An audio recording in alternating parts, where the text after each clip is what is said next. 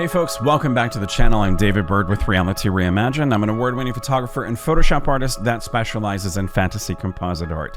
And it's been a minute.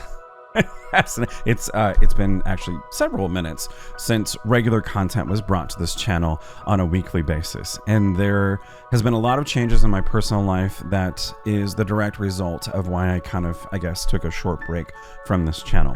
And I want to dive deeply into that, but in another video. It's a personal vlog that I call Artist Heal Thyself, and that episode's coming this week, where I'm going to go further into depth as to the personal changes that happened in my life, some of the struggles that I've been through in the past few months, and some of the things, anchor points, and elements that have kind of rescued me and saved me from that period of my life and have gotten me to being back to my usual normal self. And why I am coming now back to the platform with a lot of already canned content, so that, yes, there will now be regular content each week being released to this channel, sharing my expertise in photography and Photoshop and my journeys. Now, in this video, I want to talk about the future direction of this channel and what I want to do with it, and then share with you a very, very special project that I've been working on for a long time, and it is the cornerstone of how I'm going forward with my career. But briefly, to explain and to give you a reason as to why I've been away, my wonderful son, Sebastian Charles Bird, was born on May 1 of this year. He's 7 months old at the time of this recording, and he is the center of my universe. I love this kid. I absolutely adore him. He makes me smile. He makes me cringe. He fills me with anxiety, and he fills me with insurmountable joy. And he's a beautiful, wonderful cherub. My wonderful wife has been a cornerstone to me. She has been an anchor. She's been the rock that I've leaned against. She's shown me incredible grace, and I would not be here, literally, if it weren't for her. So thank you, Captain. You are the center of my universe, and you definitely lead this ship. So I'm, again, going to go further into depth with that in the personal vlog that's coming up this week to the channel. But suffice to say, I'm back with this, and I want to explain to you now the directions I want to go with this channel. When I started with the YouTube platform, I essentially did it because I was people were asking me to share my expertise and my 20+ years of knowledge in this industry. And the channel quickly became elements of one-off tutorials covering photography and Photoshop, and I still am going to be doing that, especially gearing the one-off tutorials and videos toward the folks who are beginning their journey in photography and Photoshop and digital photo editing, because I want them to have as much support as possible. And if there's anything that I can share, if you are seeking personal information or guided information that you need in photography and Photoshop training and you're new to this, let me know. Reach out to the comments below on any one of the videos. Send me a personal message through my website, realityreimagined.com, and I will try to get that content to you as soon as possible. The canned content that I have right now is content that is the personal vlog. It's content that is one-off tutorial training. It is also gear reviews, and I want to continue doing that, but only gear that I am using in my work. And I have expanded my toolkit and my gear set quite significantly since the last that we spoke together on a regular basis. So I'm going to review all of that gear. I'm going to explain to you why I got it, its strengths, its weaknesses, the challenges I have with it, and then I will check back in with you roughly a month or two later to kind of give you an update as to how that gear has come along. I'm not going to be just reviewing random gear of all types, because I don't want this to be a gear review channel, and I don't want this to be a talking head opinion channel. But I do want to bring some of that to you every now and again as it is relevant to my career and as we go forward. But the way the content is going to come to you is more about sharing the journey of my experiences that I have in this industry, in my own career in art making. Now, this is not going to be just slow motion footage at 120 frames a second of me picking up my camera and walking into the shoot and being like, I'm David Bird, click, that's a picture I took, look at it, I used this light, the end. I want to share why I'm doing the work that I'm doing. In all the teaching that I do, the mentoring and teaching at conferences and so forth, I have been asked by people constantly that they want to know more. They want to know how I got to the decision that I made in any one aspect of the goal or of the adventure in the work that I'm doing. They want to know why I make the decisions that I make on the regular. And I've always shied away from making content like that because, one, it feels very self-serving and kind of narcissistic. And number two, it feels like unreliable. How do I be able to share with you that knowledge and feel confident that there is really good information inside of it, when sometimes the decisions that I make is just it's just because my brain's like, ooh, do that. Ooh, let's use this color instead of that color. Let's have the costume flow this way instead of that way. I am going on the journey to be able to share that knowledge with you by pulling significant elements of education from those experiences. And that will be the platform, the main foundation of each one of those videos, where we go on a shoot together. And I'm going to show you at the top of each video the 3 anchor points, the 3 nuggets of wisdom that I want you to look for in the video, and then share little bits and pieces of the work as we do it, so that you can see me working and see me making the decisions that I make, how I guide models, why I move the light here. And I will try to bring all of that information to you as much as possible as the kind of steady line of content and information in those videos, and then those 3 major nuggets of wisdom that I'll identify at the beginning of every one of those videos. So gear reviews, personal vlogs, these journeys of my everyday life as a professional photographer, as my full-time job, but now also this special project that I've been working on for a long time. This project means so much to me, and it is the future direction that I'm going with my career. It's called the Photoshop Composite Series. It's an online series, an annual subscription of content that is regularly added to every month. It is broken down into chapters, and each one of the chapters has a theme, and inside those chapters are easily digestible videos. The thumbnail shows you how long the video is, so you know how much time to set aside to go on the learning journey. And each one of the themes starts at the beginning, covering basics of fundamentals of compositing, photo manipulation, and Photoshop, how to unify elements together, special effects. And each one of those chapters takes you through that journey. So by the time you get to the end of that chapter, you can feel confident in taking the next step, either into the next chapter of content on the series or making your own artwork.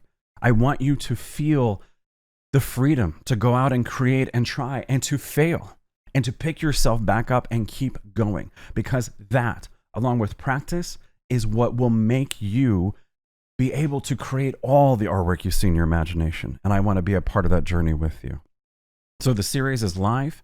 There's content in all those different chapters, and new chapters that come essentially cover a theme like a character. And we have a community that we're building with this series, the subscribers to the series. The community drives the new content and what they want to see. We have a Facebook group that is private, that is just for the subscribers. And in that group, in that community, I am constantly communicating with them to say, what do you want to see? And I offer up 3 archetypes of a character: a vampire, a monster, a mermaid, and they all vote. And then once we pick the archetype of a character, I start showing them spec images, costume ideas. They vote on what they want to see. Then we do the photography aspect of everything. I am constantly talking to the camera, explaining everything of what I'm doing, the decisions that I'm making, finding those anchor points within. And then we get into the Photoshop training. When we get into the Photoshop training, you have the source files to download so you can work just alongside me, so that you can make the same artwork that I am making, but there are extra files for you to download so that you can make your own artwork. So for instance, some content we're about to see in this video, which is a composite of Wonder Woman and a one-off tutorial in the series itself, there will be extra files for you to download when you're a subscriber to the Composite Series, so that you can make your own artwork, share it with us in the community on Facebook, get critique, get advice. I join the community once a month to do a live broadcast that everyone is free to join, that are subscribers in the community to join. And I do a composite. I answer questions as I go. The files that I'm working on are accessible and downloadable for the community that joins, so you can watch alongside. If you aren't able to join the live broadcast, the broadcasts are replayed in the social media group, so in the Facebook group, so that you can watch it later if you need to and download those files and continue to work. I'm there with you, answering questions constantly. You get access to me. You get access to wonderful content on the series that you can go through at your own pace, and new content is added every month. It's my pride and joy. It's me sharing 20 plus years of experience in this industry and my passion in Photoshop and photography and photo manipulation and composite training. Coming in late 2022 is an image competition that will be just for the subscribers of the series, the Photoshop Composite Series.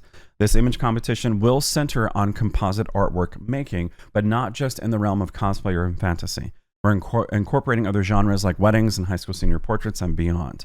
This competition is going to be unlike any other competition that's out there because, first and foremost, I've competed in those competitions. It's how I've won my awards. And I'm grateful for that experience, but those competitions lack in one key factor. That key factor is having judges who actually know how to composite and do it well. And they don't give any advice. You can pay for portfolio reviews and have that, but they don't give you advice on the hard work that you have spent so much time putting into this image competition and hoping that it's going to lead you to success or lead you to accolades or however you define success. In my image competition, we're going to have judges who are well-versed in composite and photo manipulation so that they can authoritatively speak to what they see in your artwork. And they're going to give you advice. They're going to give you opinions and critique and feedback guided from one principle. And that principle is not how they would do it. They're going to look at your artwork. They're going to give you what they see, knowledge, and they're going to give you suggestions on how to improve from what they see. Not, well, I would have done this, or I would have taken the light and done that, and I would, because this isn't about them. This is about you.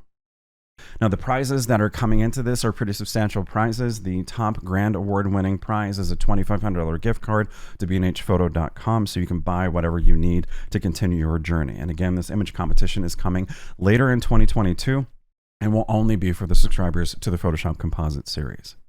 So if you want to learn more about the series and you want to join us, go to the description below in this video. There's a link directly to the Photoshop Composite Series. And now, here is a section of the one-off tutorial of the Wonder Woman chapter that's in the series, showing you how I essentially work with stock images to align them to go ahead and fit the overall perspectives that you see in the composite, but to align to the art itself. And this is one video in this Wonder Woman chapter. There are several videos that take you through the entire process of the photography all the way to the final artwork that you'll see in the video here in just a moment. So sit back, relax, enjoy this sneak peek of the Photoshop Composite Series, Wonder Woman Composite. When it's done, we'll come back with some final thoughts.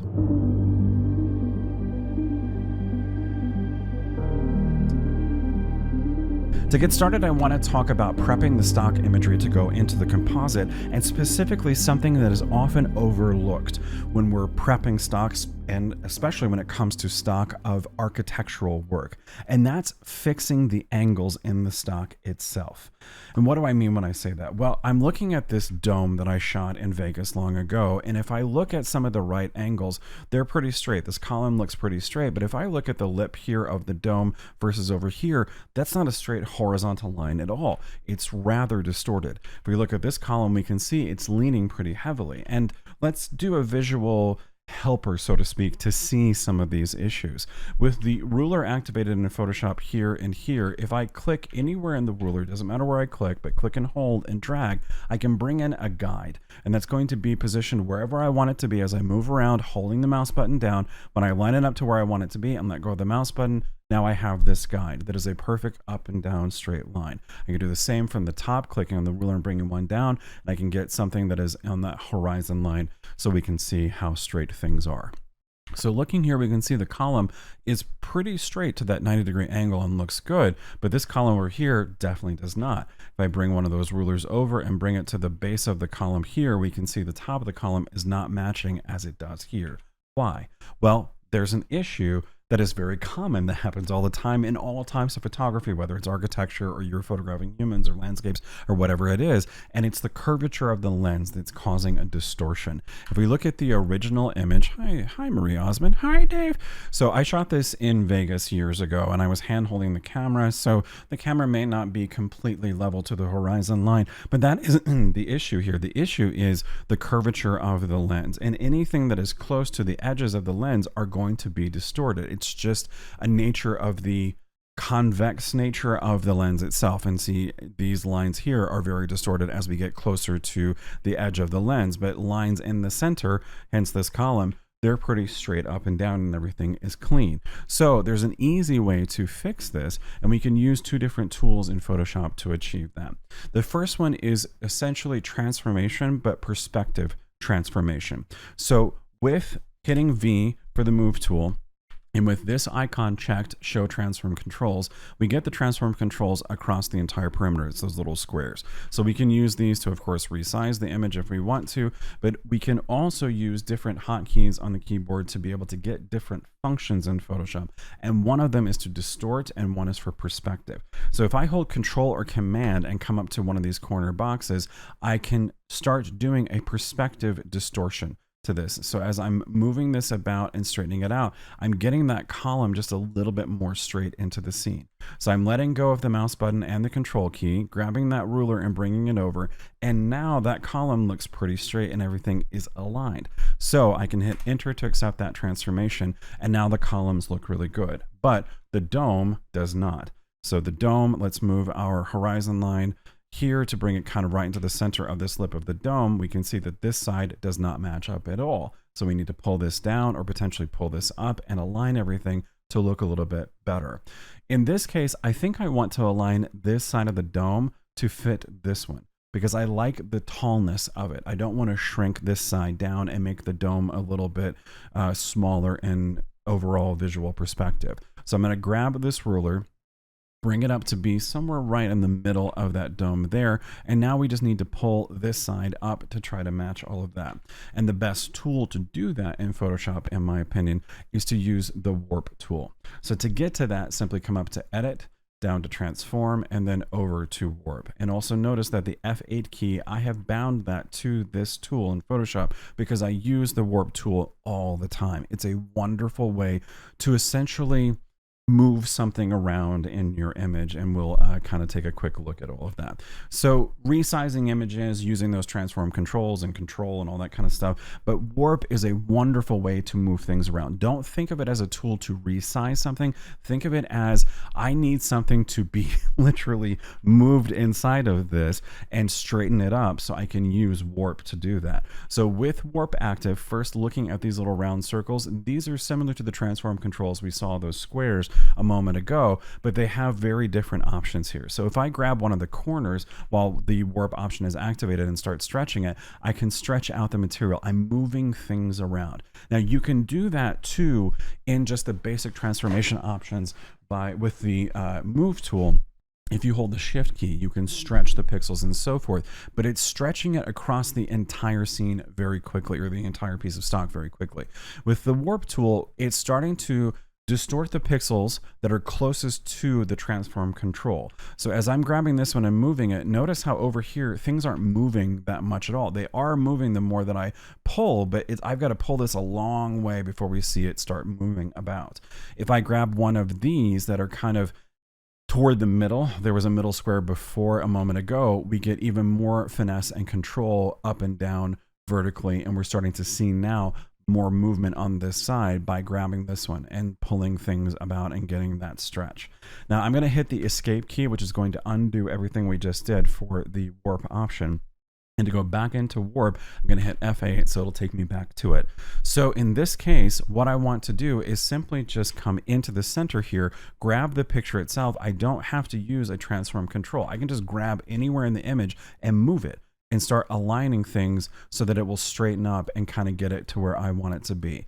So I'm going to pull the corner here because I think the dome looks a little cattywampus to this side versus the other, and kind of straighten it up a little bit. I'm going to go grab another ruler and bring it right into the center so I can see the center of the dome to make sure that things are kind of straightening up and lining up the way I want it to be. I'm going to go ahead and pull this down just a little bit. There we go. Sometimes it may take your video card and your CPU a second to start rendering this as you click and move. So just be patient as you're working with this, especially depending upon the speed of your computer or how long you've been using your computer and your video card.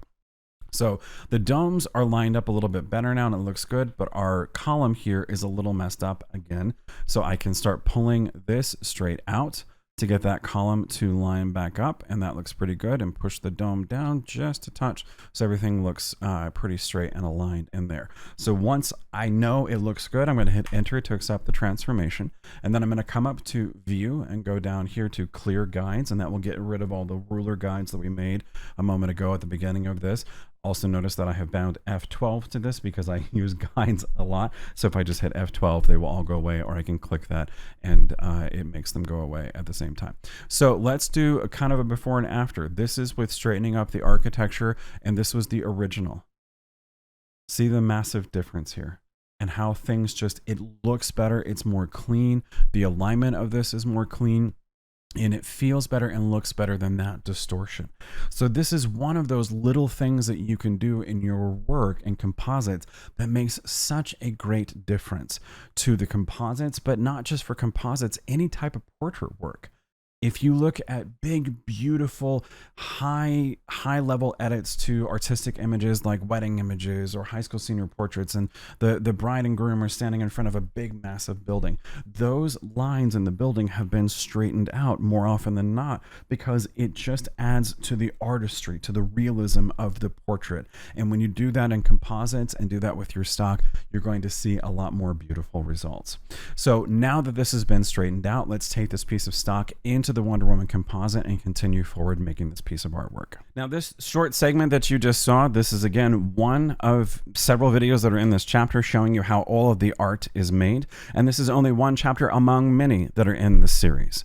So I highly encourage you, if you want to go down the road of creating composites and photo manipulation, and not just necessarily big full worlds of composites, but being able to change out skies and backgrounds, adding your own backgrounds to your own portrait work, there is content in there for you and content that is coming to the series where I show you how I photograph somebody against gray seamless paper and create an entire world of textures, of particle effects, of glows, of light to make a one-off singular piece of artwork that takes what I do as a photographer away from the idea of creating a portrait and turns it into a piece of art. And that is content that is there, as well as taking you further into your imagination and exploring it.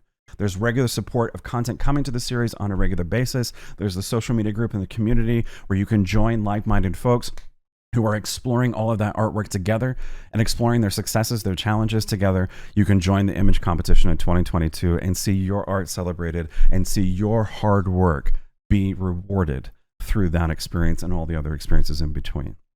If you like the content you found in this video, please give the video a like and consider subscribing to the channel because new content is returning and will debut on a weekly basis to this channel. When you subscribe, make sure to hit the bell icon to be notified of that new content when you return to the YouTubes. Thank you so much for watching today, and until next time, I'll see you out there in the world of Photoshop.